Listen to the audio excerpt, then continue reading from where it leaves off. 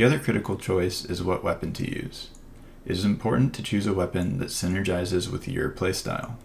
The weapon classes include the modified Sidearm. This is the starting weapon, and with its base kit, does low damage with moderate range and a small clip. While some claim it gets good access to traits, most agree that it's best to ditch it at the first opportunity. The Blade. This is one of the first permanent upgrades you unlock near the end of the first biome. The Blade is a powerful weapon, often one-shotting smaller enemies. A benefit to using the Blade early is that you'll collect full obolites upon killing an enemy. There are also artifacts that increase the Blade power for melee-centric builds.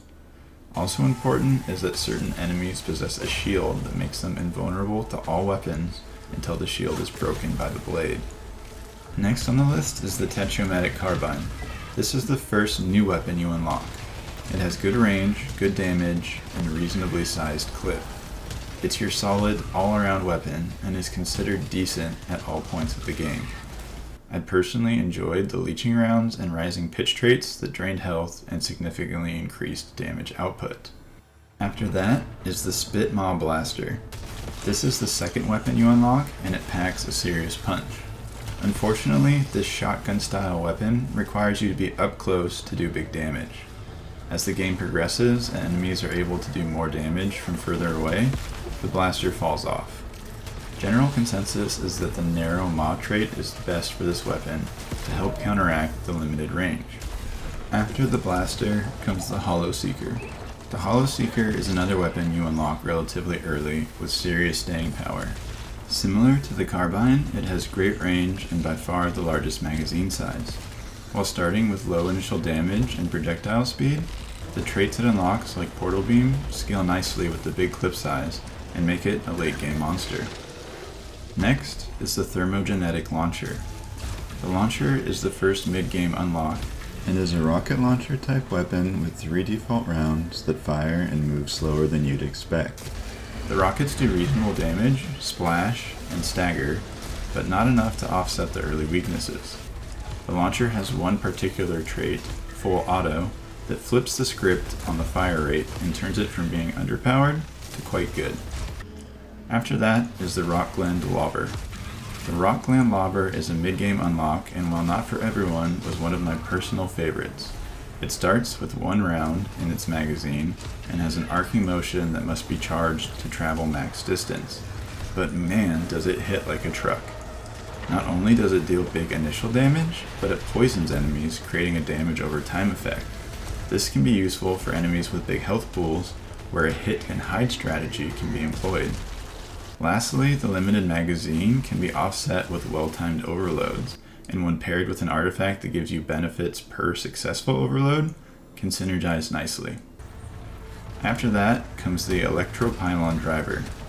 The Electropylon Driver sort of straddles the mid and late game, and is a pretty unique weapon. It does good damage, and most importantly creates a web of lasers that do slow and constant damage over time. Webs can be built on an enemy to do damage, or can be used defensively to lure enemies into them, making the Pylon Driver quite versatile. The first of the endgame weapons is the Dreadbound. This is perhaps the most unintuitive weapon in the game. It starts with only 3 rounds, but bullets return back once hitting a target.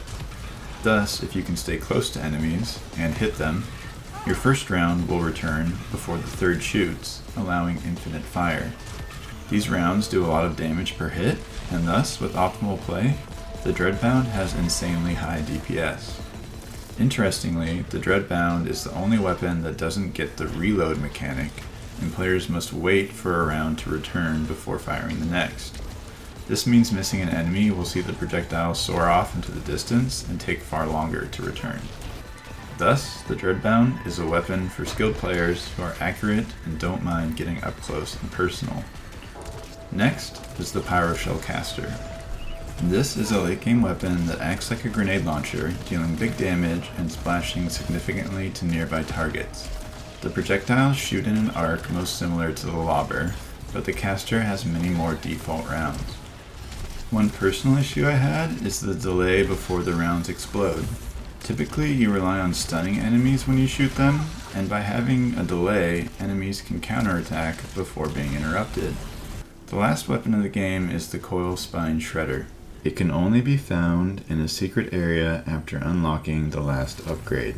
Like the Lobber, it starts with only one round and can be charged to pierce and ricochet off terrain.